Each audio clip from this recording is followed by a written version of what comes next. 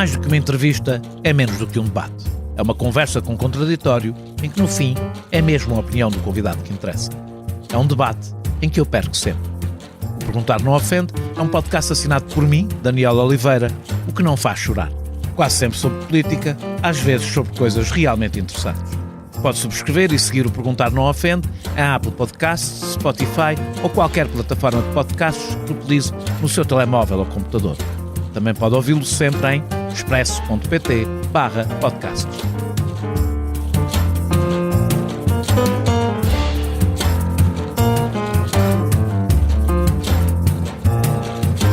No dia 8 de maio, algumas centenas de estafetas fizeram uma espécie de greve, não aceitando encomendas em restaurantes como McDonald's. Apesar da paralisação ter acontecido em Lisboa, Porto, Coimbra, Braga, Sintra, Figueira da Foz, Setúbal, Guimarães, Guarda, Almada e Chaves, teve pouco impacto mediático. Durante a pandemia, os estafetas permitiram que a restauração continuasse a funcionar. Fazem parte da paisagem urbana, com as suas motos e bicicletas, mas são invisíveis. Não têm salário mínimo, férias, seguro de acidente de trabalho, regras para despedimentos, transparência do algoritmo que os avalia ou controle sobre o período máximo de trabalho. Em quase todos os países, debate-se se são trabalhadores independentes, como defendem as plataformas, ou dependentes, como determinam mais de 200 decisões em tribunais europeus. Para resolver isto, pelo menos em relação aos motoristas de TVDE, o governo português inventou em 2018 a figura do intermediário. Apesar da figura ter sobrevivido, definiu-se, para os estafetas, uma responsabilidade solidária com as plataformas. No entanto, as plataformas continuam a defender que são meras aplicações que, através de um algoritmo, fazem mediação entre consumidores e prestadores de serviços. Os trabalhadores das plataformas é que seriam empresas, donos dos seus horários, capazes de decidir se aceitam ou não cada tarefa, sem qualquer organização que enquadre uma relação laboral. Este debate é muitíssimo relevante porque tenderá a impor-se ao futuro das relações de trabalho em muito mais setores. No entanto, e este é o entendimento crescente na Europa, é à plataforma que pertence o principal instrumento de trabalho. É ela que permite o acesso aos clientes e à atividade, que define a tarefa, o horário, os preços, que recebe o dinheiro, pagando depois ao trabalhador. A plataforma controla o trabalhador por geolocalização e pode puni-lo e despedi-lo. Se isto não é uma relação de subordinação laboral, o que será? Segundo a atual lei, presume-se a existência de uma relação laboral quando haja fixação e retribuição pelo trabalho, poder de direção, controle e supervisão da atividade, restrição da autonomia do trabalhador na organização do trabalho, poder disciplinar e utilização de instrumentos de trabalho da empresa. O CEO da Bolt, em Portugal, avisou que as plataformas encontrariam soluções para apagar esses vestígios. Elas surgiram nas últimas semanas, prometendo uma nova experiência aos estafetas. Criou-se um leilão, pondo-os a competir pelo preço mais baixo. Mudaram-se as regras de horário de trabalho. Removeu-se a pontuação, tornando o sistema mais opaco. Os estafetas querem direitos básicos, mas temem contratos que lhes tirem rendimento. Só que, na verdade, reconhecer o estatuto de trabalhador não significa anular a especificidade do trabalho em plataforma. Implica regular esta modalidade de trabalho, como se fez em tantas outras, para compatibilizar com segurança e direitos. O trabalho sempre teve diferentes modalidades e não deixou de ser trabalho e exigir direitos por isso. Marcelo Borges é brasileiro, tem 40 anos, nasceu no Rio de Janeiro e veio para Portugal em 2019 em busca de uma vida melhor e em fuga da insegurança. No Brasil, era advogado desde 2011. Em Portugal, manteve ativa a advocacia, trabalhando no apoio à regularização de imigrantes e em tudo o que envolva acidentes com estafetas. Para além da advocacia, foi estafeta até há 6 meses, mantendo a atividade aberta e é motorista de TVDE. Tem sido porta-voz dos estafetas em luta. Muito obrigado, Marcelo, por teres aceitado este meu convite. Começo por falar de ti. Sendo advogado, como é que vieste para Portugal e porquê é que começaste a fazer, sendo advogado, começaste a fazer trabalho de estafeta primeiro e TVDE depois? O Expresso faz 50 anos. Celebre connosco e torne-se assinante em expresso.pt. Muito obrigado pelo convite, pela oportunidade aqui que você está dando para mim e para os estafetas em luta. Primeiramente, eu vim para Portugal para buscar qualidade de vida, como 90% dos brasileiros que vêm para cá. Só que eu não imaginava que eu ia me deparar com uma situação desta, né, politicamente, que isso é um movimento político, que eu não imaginava que essa atividade iria me proporcionar isso. E eu vivo cá há praticamente 5 anos, eu cheguei numa fase que eu ainda não tinha documentos, então por isso que eu recorri às plataformas digitais, porque na época que eu cheguei ainda não se precisava de documentos para participar das plataformas. Hoje em dia a coisa é diferente, você precisa ter autorização de residência, ter documentos para ingressar em uma atividade dessa. Então foi o que tinha no momento para que eu abraçasse. E hoje em dia eu me sinto... Estás no Porto, não é? Eu esqueci de dizer isso, tu vives no Porto. Isso, eu vivo no Porto. Eu me sinto feliz, mas ao mesmo tempo me sinto um pouco refém da profissão, porque não consigo somente advogar, né? Por conta de ser uma pessoa nova no país e tudo, ainda estou criando minhas relações profissionais, né? E acabou que eu me envolvi com isso e já paí 5 anos e eu não saio disso. Começaste como estafeta primeiro, não é? Como mota. Estafeta, exatamente. Da Glovo, não é? Se não me engano. Glovo, Uber e Bolt. Eu fazia as 3 aplicações e hoje em dia eu estou no TVDE. Há cerca de 6 meses eu estou praticamente o tempo todo no TVDE. Mas ainda um percurso habitual, não é? Passar dos estafetas para a TVDE, porque é mais confortável, não é? Exatamente. Eu acho que a maioria das pessoas fazem isso. Começam como estafeta e depois passam para o TVDE, por conta da segurança, do maior conforto, né? E não está ali disposto a ficar ali naquele clima, né? Às vezes com chuva e sol e perigo de acidentes também, né? Que tem pessoas que não gostam muito de estafeta. Parece que quando vê um estafeta, bota o carro para cima mesmo. A gente tem muita história para contar nesse sentido aí. Mas, portanto, interrompeste a atividade de estafeta exatamente por isso, não é? Porque, entretanto, apareceu-te a oportunidade de trabalhares em TVDE. Eu não sei, o carro é teu, não é? Isso, o carro é meu. Hoje em dia eu consegui comprar meu carro. Mas são coisas que só acontecem quando você está legal no país. Porque é impossível você comprar um carro sem ter uma vida financeira. É toda aquela escada, né? Que a gente tem que subir para que angarie isso. Hoje em dia estou no TVDE. E como é que aconteceu exatamente envolver-te neste movimento? Eu ia-lhe chamar associativismo, mas não é bem associativismo, porque é uma coisa menos orgânica do que o associativismo. A gente falará disso mais à frente, mas como é que aconteceu tu envolver-te nisto? Eu acredito que por ser advogado no Brasil e vindo com essa carga profissional, isso foi uma coisa assim fatal, né? Porque nós precisávamos de representatividade perante os órgãos, perante até a imprensa mesmo, a dar uma reportagem, para se organizar, para pegar uma autorização para fazer uma manifestação. Então acabou que eu fui sendo colocado à frente por isso, por outros colegas, né? E aí acabou sendo por isso que eu me envolvi e até hoje estou envolvido nisso. E foi interessante isso que você falou, Daniel, porque nós não temos uma organização, digamos assim, política ainda. Nós não temos um sindicato, não temos uma cooperativa, não temos nada nesse sentido. Já flertamos com alguns sindicatos. Nós vamos falar disso mais à frente. Lá mais para o fim vamos falar disso. Sim. Exatamente, a vossa relação com os sindicatos. Aliás, eu queria acabar a entrevista a falar sobre tudo, dessa parte da vossa forma de organização. Vamos começar pelo mais básico de tudo. Mas se tens alguma ideia de quantos é que os estafetas, agora ficando só pelos estafetas e não pelos TV10, mas mais ou menos quantos estafetas é que há?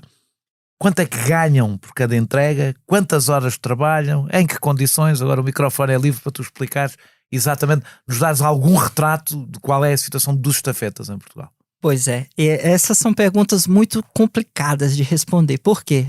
Isso tudo está na black box, né? Aquela caixa preta que o algoritmo não abre. As informações não chegam nem para os órgãos oficiais, mas nós acreditamos que nós somos aí, no mínimo, de contas ativas em Portugal, no mínimo 7 mil estafetas a trabalhar ativamente. Porque tem pessoas que abrem conta, mas aí vão para outras atividades e acabam deixando isso. O rendimento do estafeta hoje... Está muito mais TV10 do que estafetas, imagino eu, não é? Olha, é bem balanceado. Digamos assim que é o mesmo número, é um número igual. Em relação a rendimentos, os estafetas já tiveram o seu auge, né? Já chegamos aí a faturar até 100 euros por dia, quando a coisa estava boa. Na pandemia, não é? Na pandemia, exatamente, que nós éramos vistos como verdadeiros heróis, né? Inclusive, até as forças policiais nos respeitavam bastante, deixavam a gente passar para lá e para cá da forma que fosse, porque realmente as pessoas precisavam do nosso serviço. E aí, quando acabou a pandemia, o nosso prêmio foi o quê? Baixa nas tarifas. Quanto é que vocês ganhavam e quanto é que, por quilómetro, por exemplo? Olha, vamos falar de quilômetros. Em matéria de quilômetros, vamos tirar por base a Glovo, ela pagava 42 cêntimos o quilômetro. E era muito bom na época do começo. Na pandemia mesmo, assim, o faturamento era excelente. 80, 100 euros dava para se fazer por dia. Excelente. E agora, o que aconteceu? 8 a 10 horas de serviço para fazer 30 euros. Entendeu? E isso ainda temos que tirar os gastos fixos, né? Que é o seguro da moto, temos que pagar a gasolina, temos que pagar o equipamento, a mochila é comprada pelo estafeta, não é nada... Compram à própria empresa. Exatamente, não é nada de borla, tudo é pago pelo estafeta. E hoje em dia está ridiculamente... E quanto é que pagam agora por quilómetro? 24 cêntimos. Portanto, quase metade do que pagavam. Quase metade. E qual a justificativa? Nenhuma. E o pior de tudo é que eles criaram falsos multiplicadores. Porque acabou a pandemia, eles baixaram de 42 para 24 cêntimos. Mais especificamente a Glovo, que é quem está sendo o foco das maiores manifestações agora, inclusive a que está marcada para o dia 2 de junho próximo agora. Eles criaram falsos multiplicadores, que são... O que é que isso quer dizer? Então, dentro de uma tarifação, de acordo com o prazer deles, a disponibilidade deles, tipo, começou a chover, eles botam lá um multiplicador de 1,5, 1,6, ou seja, o valor do quilômetro é multiplicado pelo 1,5, 1,6, 1,3, mas isso não há nenhuma lógica, é aquela coisa, quando não se tem resposta... Algoritmo. A resposta é sempre essa, o algoritmo. E fazendo uma matemática simples, nós estamos sempre a perder. Sempre. O rendimento caiu drasticamente. Hoje em dia o estafeta, ele não consegue ter um rendimento mínimo, que é uma das nossas propostas, que seja de 2,5 euros por entrega. Ele não consegue. Tem entregas que ele ganha 1,5 euro. E é uma das cláusulas que a gente pede na nossa manifestação é essa, o rendimento mínimo. Os estafetas estiveram em greve. Como é que se faz uma greve? Eu imagino que foi uma greve de uma pequena percentagem de estafetas, que foi aqueles que vocês conseguiram organizar. Como é que se faz uma greve a um serviço como este? Pois eu acho que nós nem podemos falar que o nome é greve, né? Porque greve... Eu disse, aliás, uma espécie de greve no início, né? Quem faz greve é trabalhador, né? Mas a gente pode chamar de uma pausa, né? Nós fizemos uma paralisação no serviço e uma conscientização... E não foi a todos os restaurantes, não foi só aos mais importantes, não é? Exatamente. Aqueles que são a chave do serviço. Exatamente. Foram os que têm mais pedido. No caso, em Lisboa e no Porto... sem menosprezar as outras cidades como Coimbra, Braga, que também teve alguns movimentos, nós focamos no McDonald's. Como que a gente fazia? A gente ficavam 4, 5 estafetas à frente do McDonald's. Quando os outros vinham levantar os pedidos, a gente conscientizava que estava havendo ali um movimento por melhoras para a categoria e muitos aderiam, outros não aderiam. Mas a grande maioria aderiu dessa última vez, porque realmente a coisa está gritante. E agora as pessoas só querem falar de contrato de trabalho e esqueceram ali da forma mais fácil de resolver o problema, que a gente sabe que é aumentar as tarifas. Se aumentasse as tarifas, houvesse um reajuste ali, de acordo até com a inflação, né, que houve tanta mudança, a coisa estava resolvida. Mas... eles estão ali a querer tomar o caminho mais difícil. A gente já vai falar sobre a parte dos contratos, a gente já vai falar. Mas vocês fizeram também manifestações, não foi? Não foi como é que é? Motociatas. Motociatas, isso. E como que funcionava essa logística? A gente fazia a conscientização e depois que a gente saía daquele McDonald's específico, a gente fazia uma motociata, que é uma marcha lenta de motos, né? A buzinar, fazer aquele barulho e tudo. Os populares achavam bacana, todo mundo filmando e tal, tirando foto. E aí a gente ia de McDonald's em McDonald's, alguns centros comerciais também, sempre do lado de fora, né? Porque se a gente entrasse, ia dar problema, né? Com a polícia e tudo mais, com seguranças. E a gente fazia essa conscientização. Só que, antigamente, a gente, nas outras manifestações, fechava vários McDonald's, assim, com alguns estafetas fazendo apoio em cada um, não funcionava. Porque quando a gente saía de um, vinham outros que não aderiam ao movimento recolher nesse que nós saímos, que a motociata saiu. E agora, dessa vez, a gente fez uma estratégia diferente. A gente resolveu focar em 2 ou 3 pontos de recolha para que houvesse uma maior facilidade de controle. E vão ter uma nova em 2 de junho. Vai ser semelhante a essa? Exatamente. Em 2 de junho nós já temos uma nova, vai ser semelhante a essa. Essa eu acredito que tenha uma adesão bem maior, porque hoje em dia nós temos 2 grupos muito grandes de WhatsApp. É aí que vem a nossa organização. São grupos de WhatsApp. Nada formalizado. A única formalização que a gente tem, quando há a manifestação em algum local parado, é pedir autorização para os órgãos policiais. Mas dessa última vez, nem isso precisou, porque a ideia era ficar só ali na frente durante um tempo, de alguns pontos de recolha específicos, e caminhar para o outro. Então, não exigiu aquela estrutura toda e tal, de policiamento e tudo.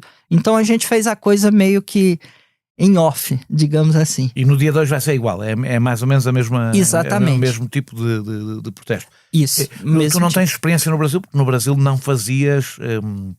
Não eras nem estafeta, nem motorista de TVDE, mas do que eu percebi das coisas que eu vejo, as coisas estão mais avançadas no Brasil do ponto de vista da organização dos... Qual é o nome no Brasil? Tem outro nome, não é estafetas, agora não estou lá. São motoboys. Motoboys. No Brasil, realmente, o pessoal está muito mais organizado, já tem associações, já tem cooperativas de motoboys que estão aí realmente fazendo um trabalho muito melhor do que nós. Infelizmente, o estafeta, eu também nem julgo tanto, eles ficam com medo de se expor. Porque como existe aquele autoritarismo por parte das plataformas digitais de poder te desconectar a qualquer momento, todos ficam receosos de participar. Já tivemos várias pessoas na direção desses eventos, apoiar tudo, e de repente as pessoas eram bloqueadas do nada. Ou o bloqueio branco, que é o pior bloqueio que tem, que é aquele que você permanece com a conta ativa, online, mas não cai pedidos para você.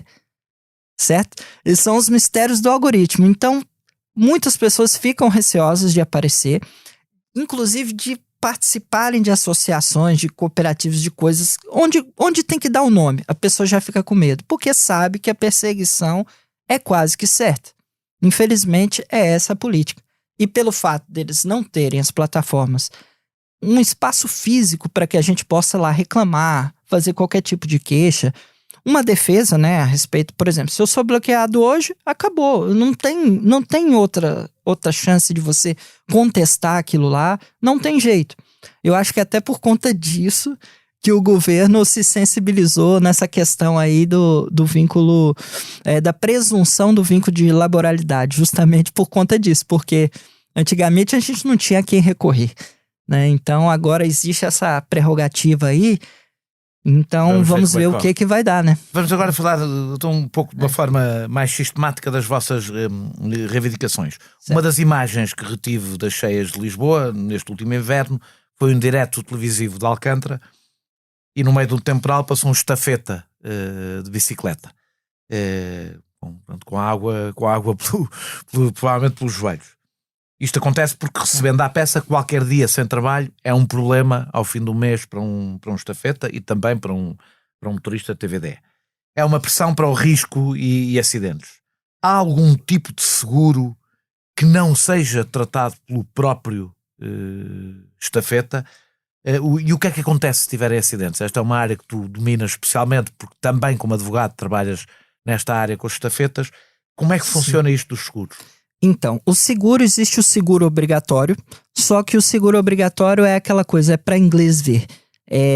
O estafeta, sempre que se envolve num acidente, ele não tem acesso a qualquer tipo de indenização. Já tivemos casos típicos, até aqui em Lisboa, quando o Renan faleceu num acidente de moto, e ele não foi indenizado pela Uber. Eles inventam qualquer tipo de desculpa, pedem... Ela é família. Portanto, exatamente, ele é família. A Uber não indenizou ele pela morte. Já tivemos outros casos que sim, graças a algumas repercussões, manifestações que fizemos, conseguimos indenizações para alguns. Mas, em regra, não se recebe nada. Até para você fazer o seguro pessoal, quando você vai lá, ali tem a sua moto ou o seu carro, você tem aquele seguro obrigatório, né? Uhum. E quando se fala estafeta, já está excluído para receber. Você nunca recebe nada, você sempre está errado. Você pode estar até certo ali na situação do trânsito, mas você não vai receber. A tua experiência como advogado é exatamente o que é? Levar essas coisas a lidar com as seguradoras? Exatamente. A minha relação como advogado, que foi adquirida cá em Portugal, justamente por isso, pela a demanda de acidentes que eram muito grandes, e acabou que eu me especializei nessa área.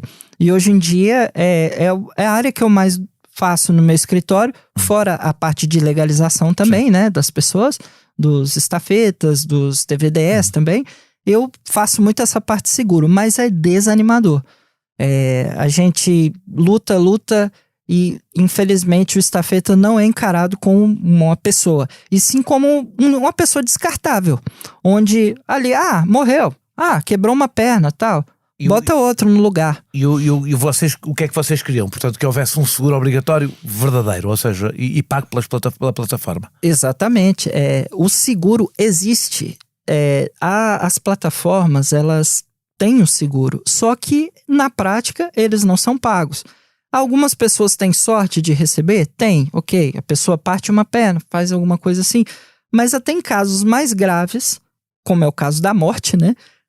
Tem pessoas que não recebem, a família fica desprotegida. E nisso, o estafeta paga a segurança social, paga o seguro obrigatório da moto, tem a cobertura desse contrato de adesão, né? Que é um contrato, aquele contrato que você só assina, que você não tem direito a dizer nada.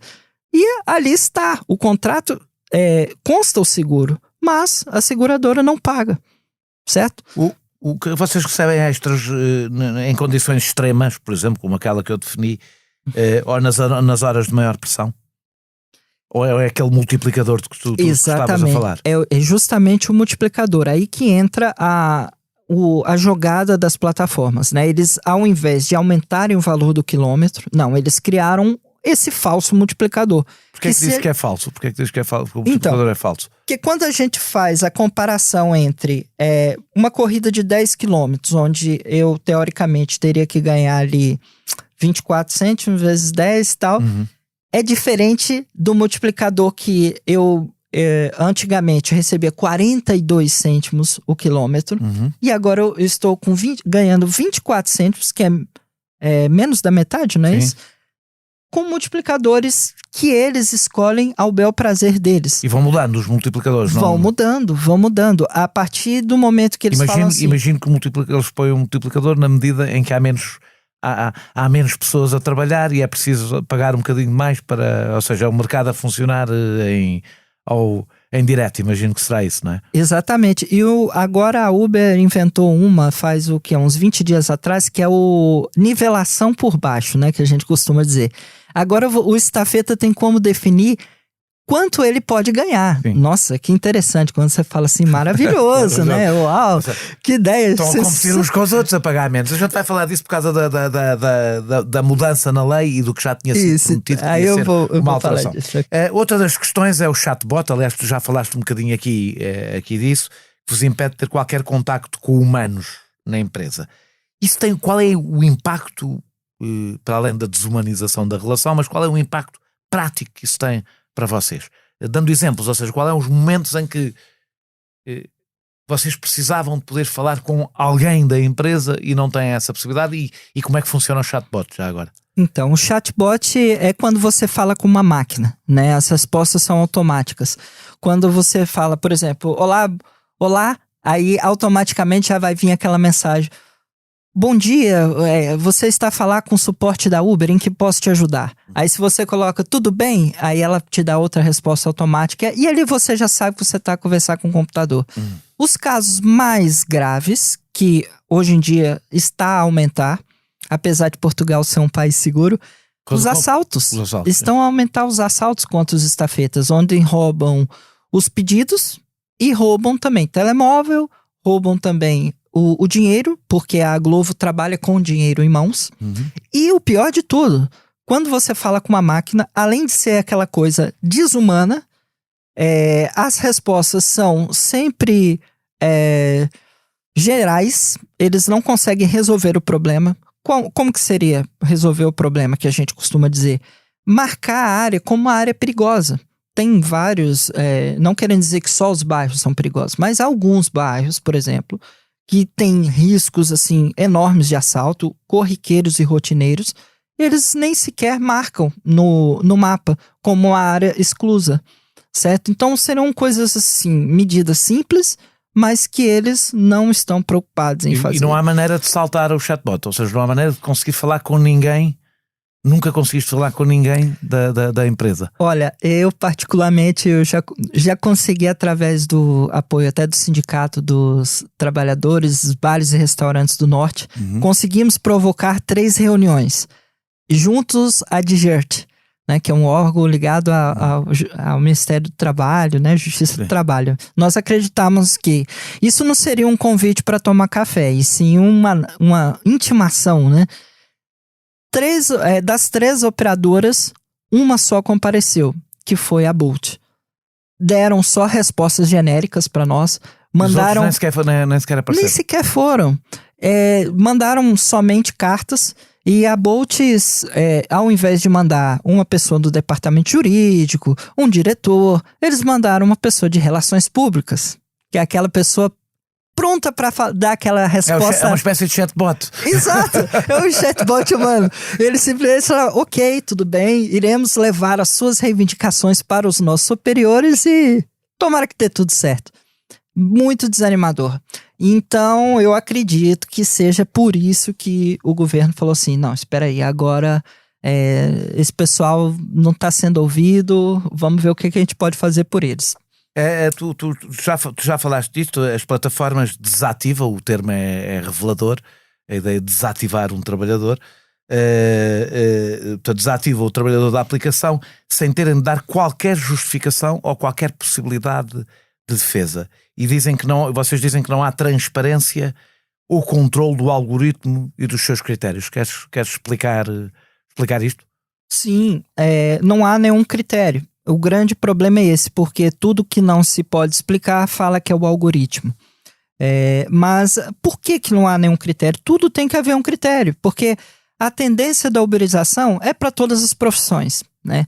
A gente amanhã ou depois vai ter um jornalista que vai trabalhar por meia hora. Olha, meia hora sua é 5 euros, 10 euros. Ah, tá, não tá legal. Vou te desativar agora aqui da TV, ou da CNN, da SIC, da onde seja.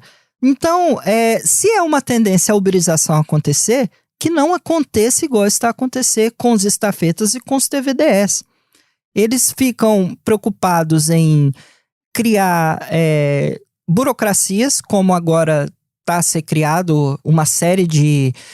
você tem que andar com aviso de extintor, uma seta isso que bota TVD, atrás. Isso.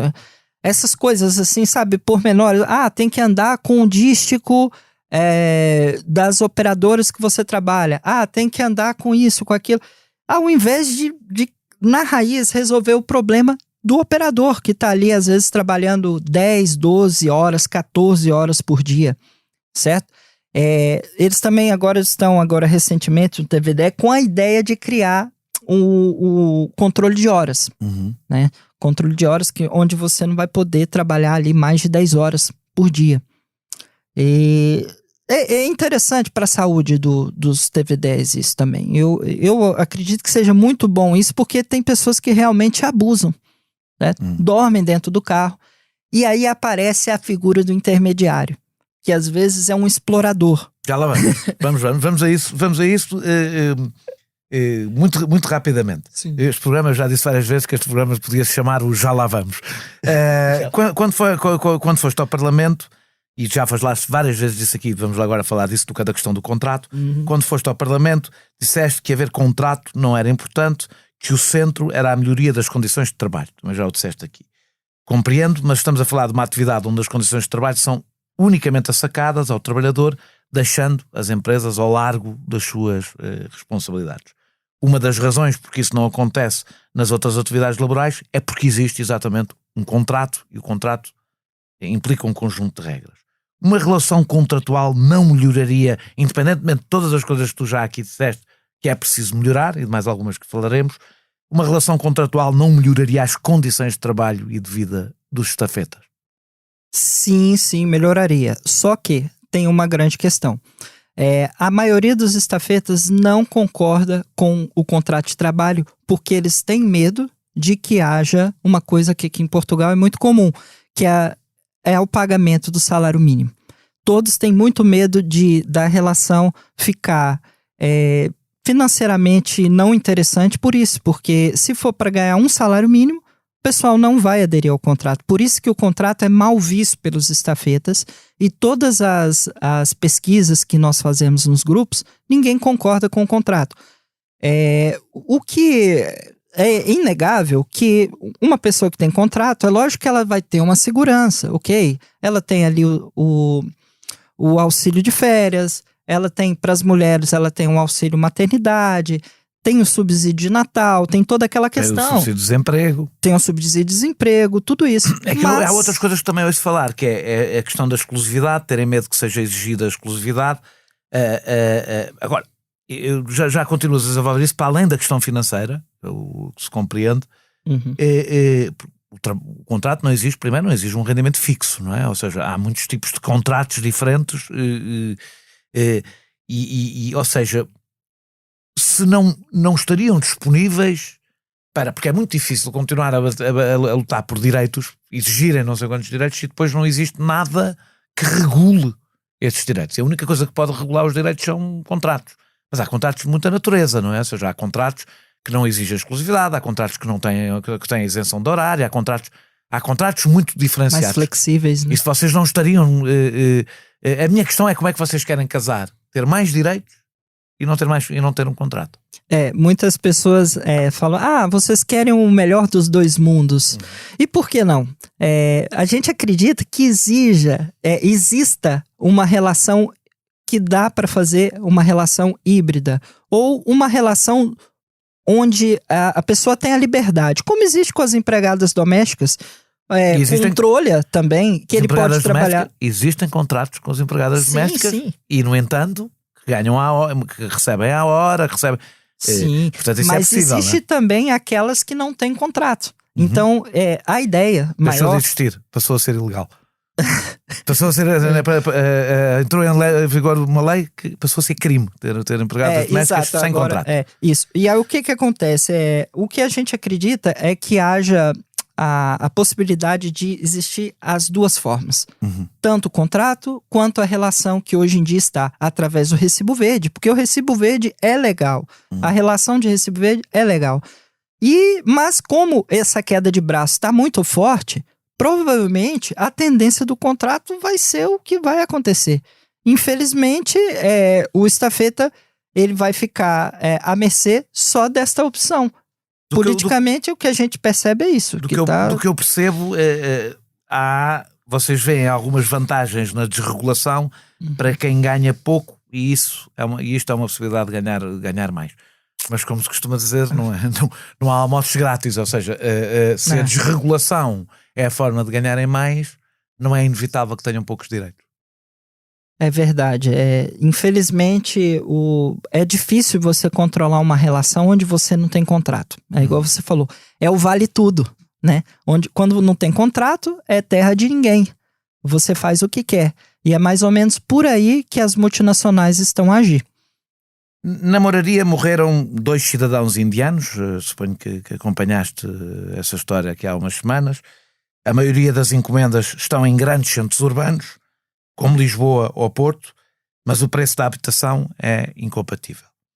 Sem contrato, como é que conseguem organizar a vida em questões tão básicas como a habitação, pedido de empréstimo, compra da moto ou da bicicleta elétrica, a prestações?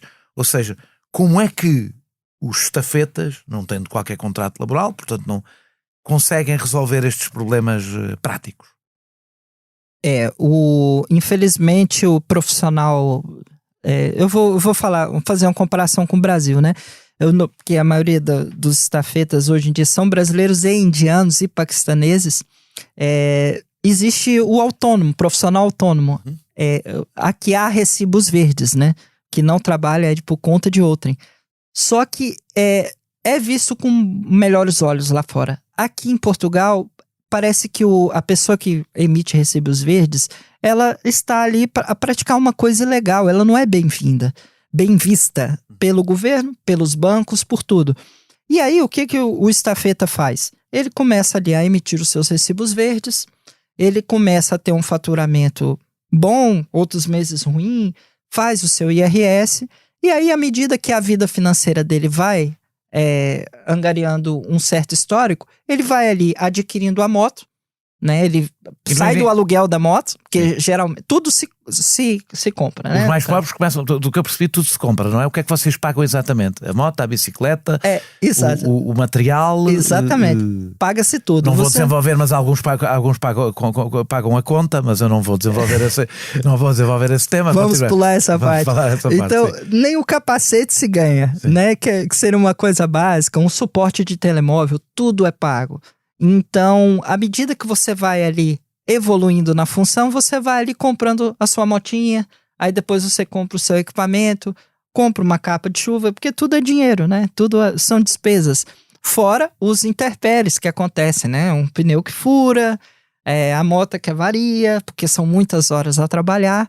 E aí você vai ali angariando as coisas. Um estafeta, para conseguir ganhar um dinheiro para viver, tem que trabalhar quantas horas por dia? Pois é, isso é o que está a mudar bastante. Antigamente, você trabalhava, sei lá, 8 horas por dia e fazia um rendimento legalzinho. Agora, todos os dias. Todos os dias. Não tem muito essa coisa de folga, né? Aí que tá a questão. Agora, para ganhar um dinheiro, não estou a dizer, não é para ficar rico seguramente, mas para ganhar um dinheiro possível, para ganhar um dinheiro, ter uma vida digna, quantas horas é que tem que trabalhar? Olha, no mínimo 10 a 12 horas. Todos os dias. Exatamente, todos os dias. Aí que tá. E a questão da punibilidade, né, por parte das operadoras, das plataformas. À medida que você não trabalha durante aquele tanto de hora absurdo, você vai caindo ali o seu score. Você vai perdendo a pontuação. Portanto, eles incentivam a trabalharem muitas horas. Muitas horas. E aí você vai perdendo ali a pontuação, vai cair menos pedido. E a grande questão... Se tu decidis trabalhar 6 horas por dia, ou trabalhar 8 horas por dia, 5 dias por semana, vais começar a cair... Vai começar a cair. Se decidis trabalhar o que trabalham, a generalidade das pessoas... Vai cair a pontuação e vais começar a ter menos pedidos. Exatamente, vai cair.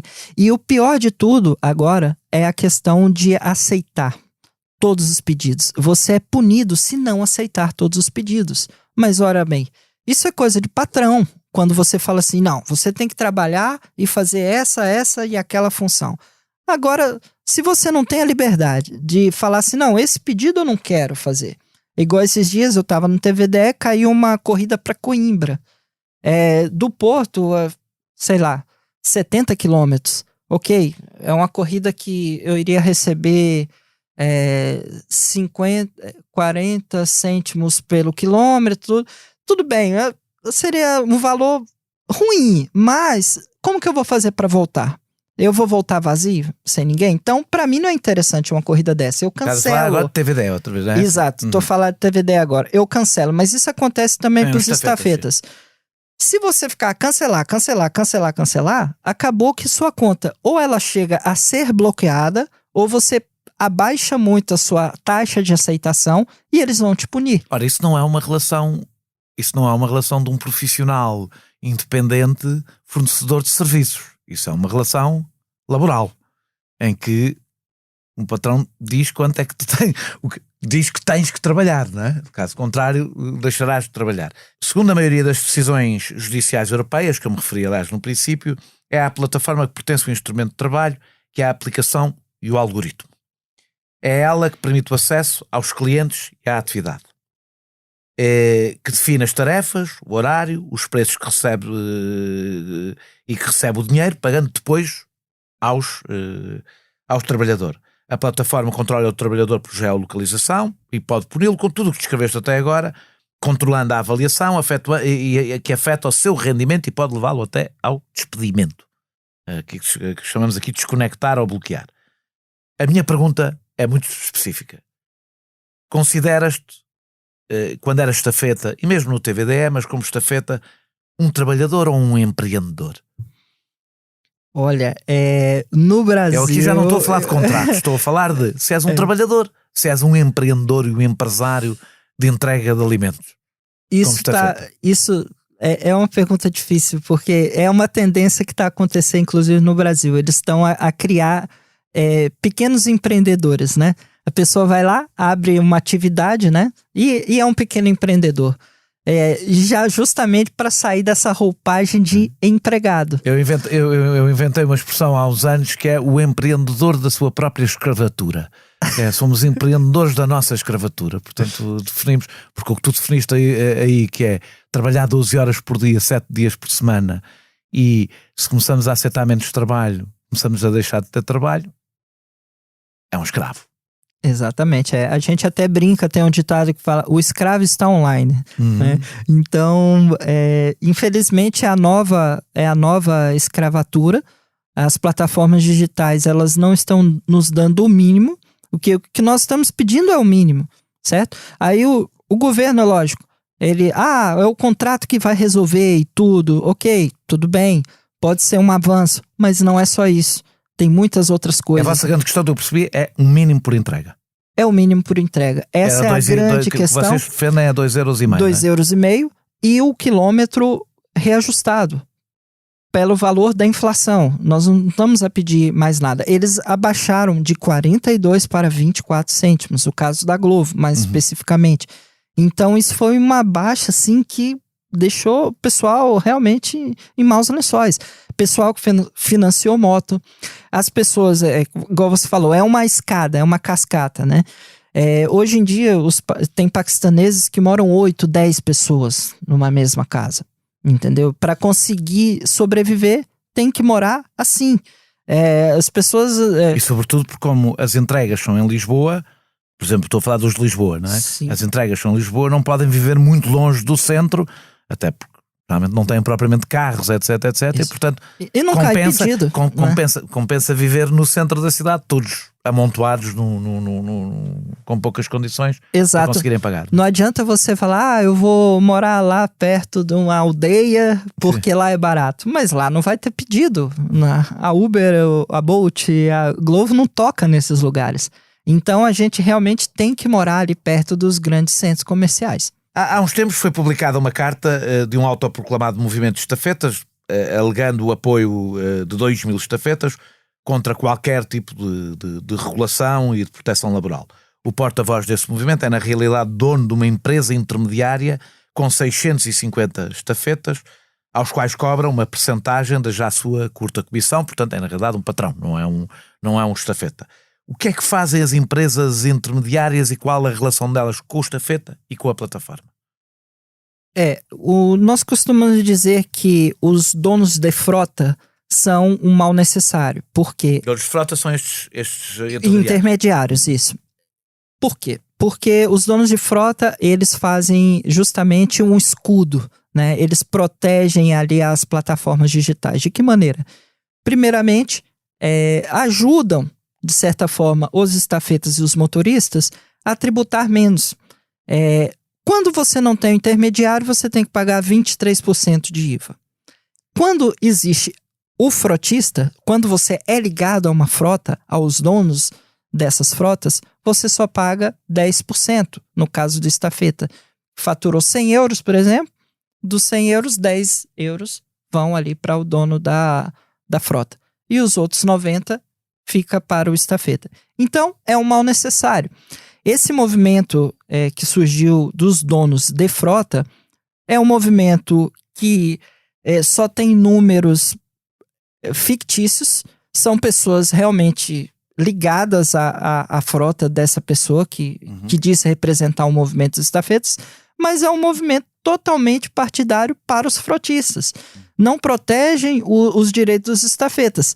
Tanto é verdade que todas as vezes que os estafetas em luta organizaram os movimentos, que acontece? Muitos donos de frota falaram várias vezes em grupos de WhatsApp a ameaçar os estafetas para não participarem.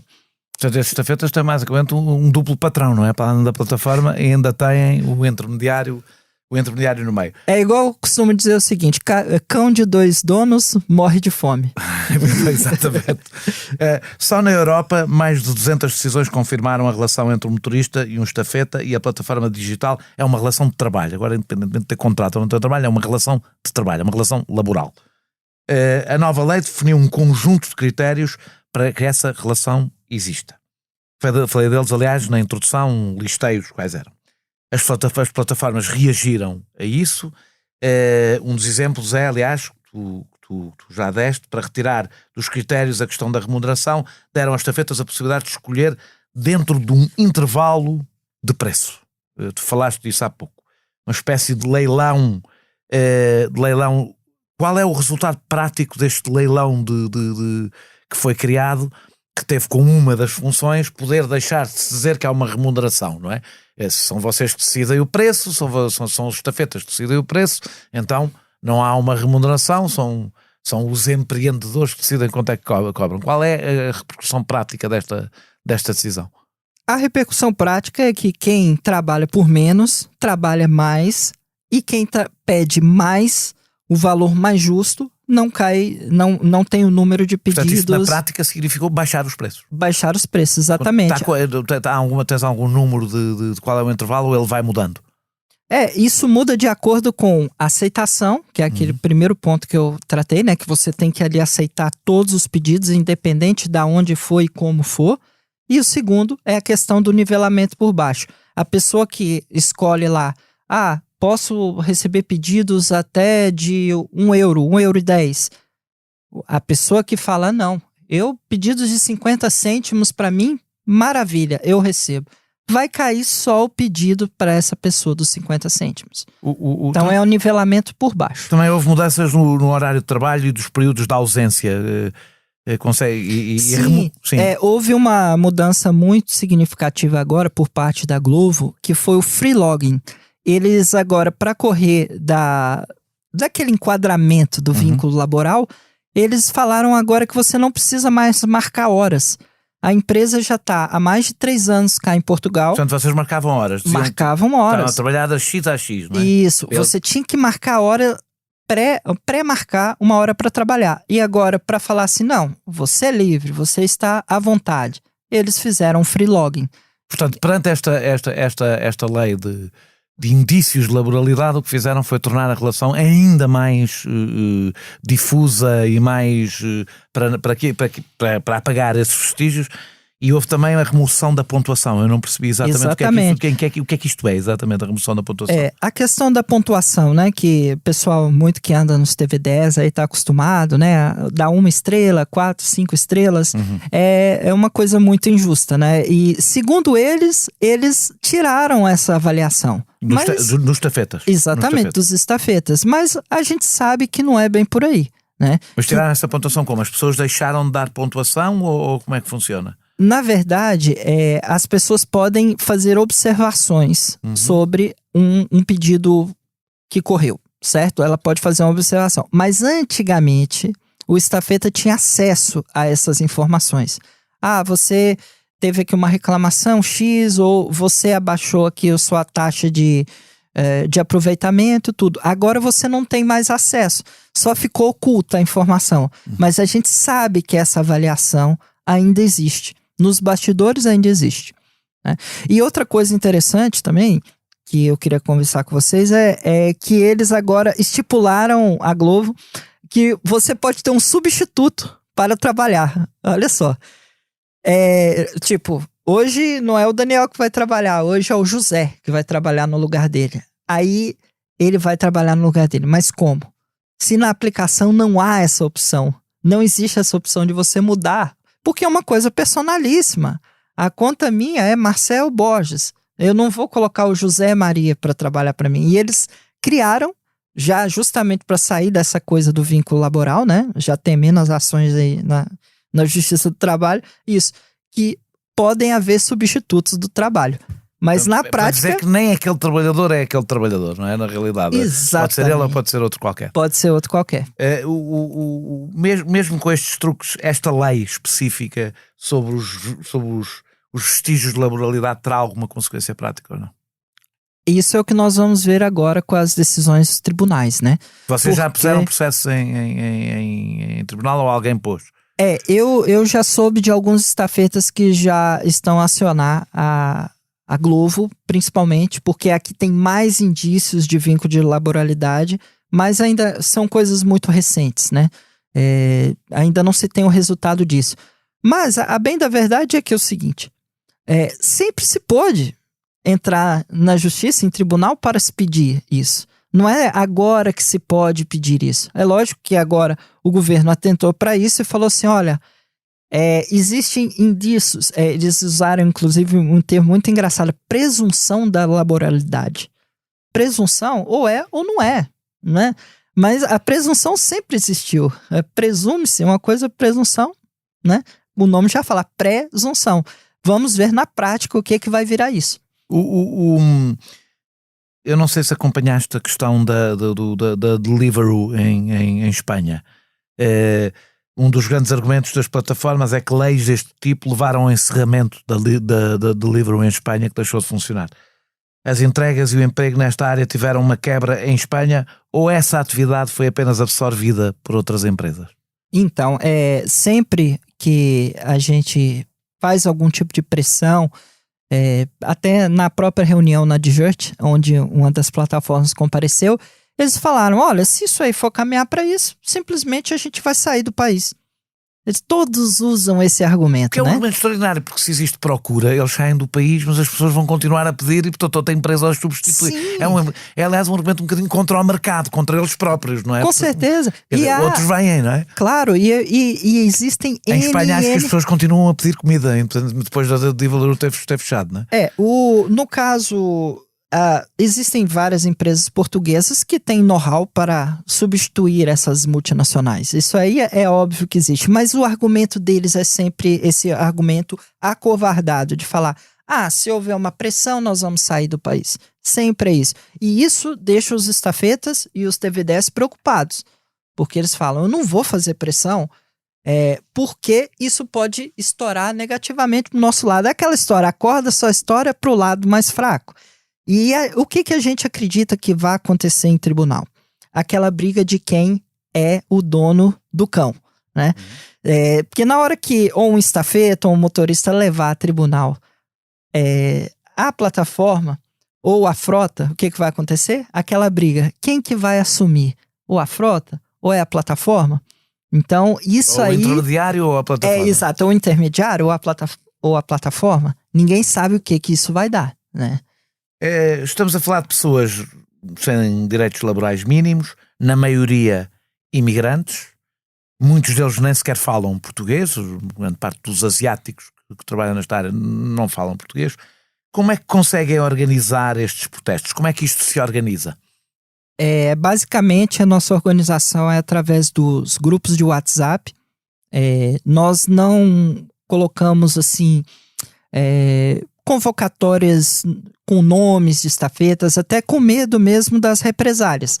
Porque a gente sabe que até dentro dos grupos de estafetas nós já pegamos... Vocês na realidade vivem o sindicalismo do século XIX, não é? Estão a experimentar, porque o sindicalismo começou assim, mas sem WhatsApp. Exato, é mais ou menos isso. Porque a qualquer sinal de organização, muitos ali, às vezes estão ali recrutados ali dentro dos grupos de WhatsApp, mas são pessoas ligadas a plataformas. Sempre tem o fofoqueiro, né, que vai ali, vai contar, vai não sei o quê. E isso faz o movimento enfraquecer muito, sabe? E serem imigrantes também dificulta? Dificulta bastante, porque quando você tá naquela situação ali de poucos documentos, né, para você levar uma vida como um cidadão, você fica muito mais vulnerável. E é o que eu costumo dizer, a indústria da ilegalidade, ela gera milhões de euros. Então, às vezes é negócio, igual para uma multinacional com o lobby dessas empresas enormes aí que a gente tá a falar aqui, segurar isso e pressionar cada vez mais. E quanto mais pressão contra essas pessoas que são fracas politicamente, que são fracas documentalmente e tudo, elas vão sempre vencer. E há uma grande mobilidade também, do que eu percebo. Ou seja, há muitas pessoas que tu próprio, provavelmente quando este movimento começou, eras estafeta, agora estás no TVDE, isso acontece muito, não é? O que torna também, provavelmente, mais. Tem que estar sempre a começar do zero, não é? Isso, ninguém faz carreira, né, nessas profissões, né? As pessoas elas entram, na mesma hora já saem. Existe um ciclo que geralmente acontece. O pessoal entra como estafeta, vai para a TVDE. Muitos depois vão para os pesados, né, que também é uma demanda enorme que está a surgir em toda a Europa, Portugal, toda a Europa. Paga-se bem por isso, mas também é outra forma, outro trabalho, é outra história, né? Que também é uma escravidão enorme. Pessoas aí que trabalham 10, 12 horas nos caminhões aí. Mas essas com mais direitos, apesar de tudo. Acho com mais direitos, mas assim, também tem a questão que essas empresas grandes de caminhões, elas também fazem muitas coisas erradas, entendeu?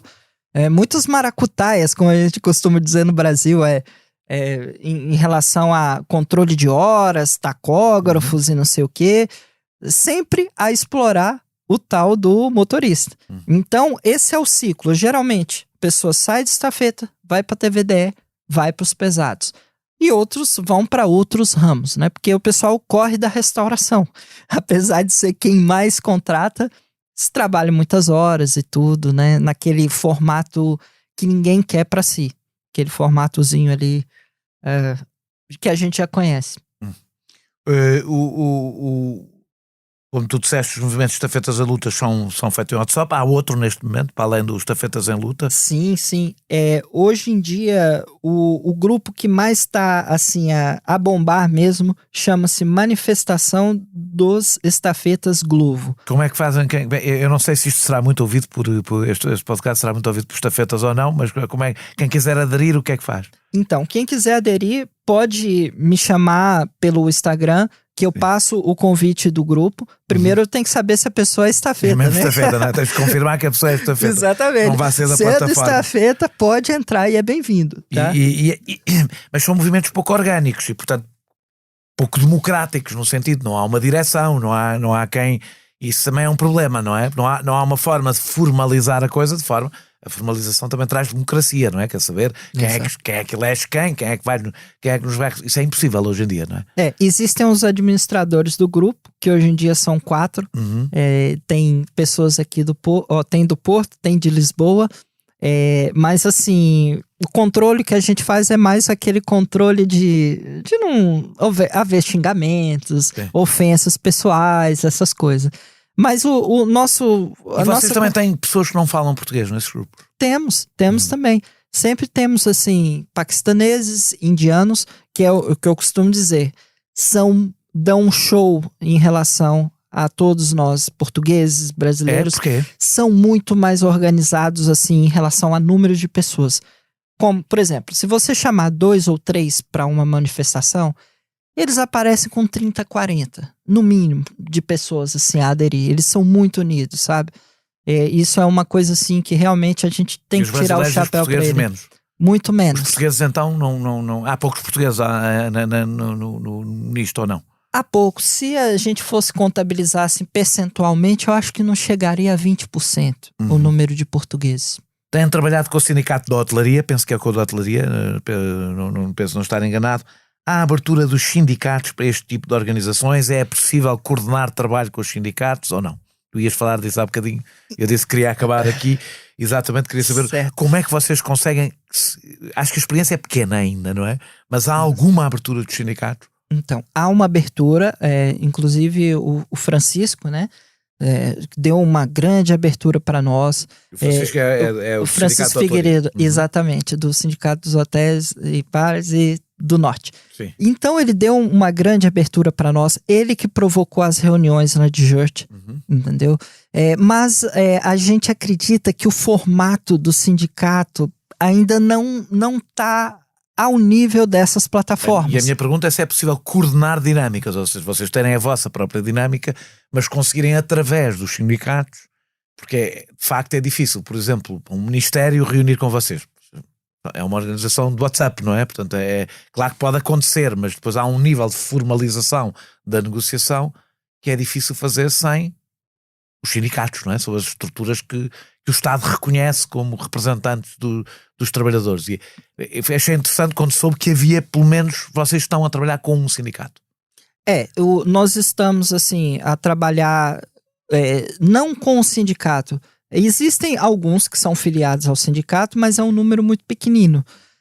Nós ainda não fechamos, assim, digamos, fechamos aí com o sindicato tal. Não fechamos com nenhuma associação. Existe também a Associação Nacional do Movimento TVDE, que nós somos simpáticos à causa deles, mas ainda não fechamos. Isso é a grande fragilidade do nosso movimento.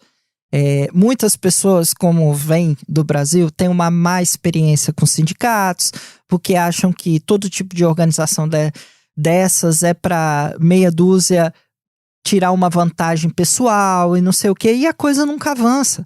E nisso nós somos sacrificados, porque fica muito mais fácil de acabar com o movimento dessa forma, porque se a gente tivesse um mínimo de organização, que seja, as coisas seriam bem diferentes. Mas, igual sempre falo, eu não julgo o motorista do TVDE nem o estafeta, porque eles têm medo da represália.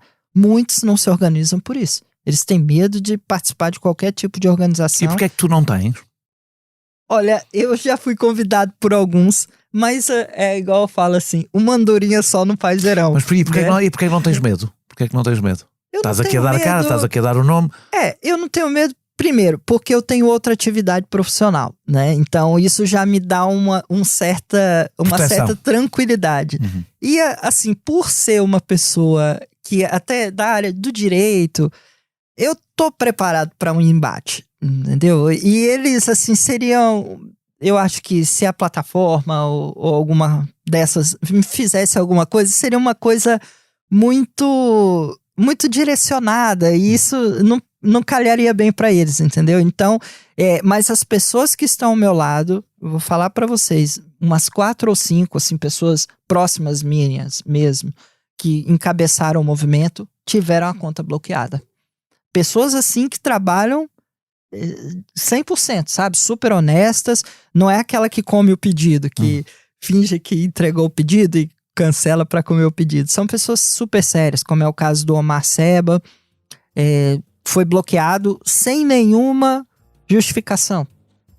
Então foi despedido. Foi despedido. Muito obrigado, Marcelo, por esta vocês, hora. Desejo muita sorte para a vossa luta e muita força para isso. Contem com o meu apoio. Não sei se um jornalista pode dizer isto, mas digo, contem com o meu apoio, porque é uma luta que é de nós todos. Nós regressamos brevemente com outro convidado ou convidada. Este episódio teve a produção e edição de João Martins, música de Mário Lajinha, grafismo de Tiago Pereira Santos, a partir de ilustração de Vera Tavares.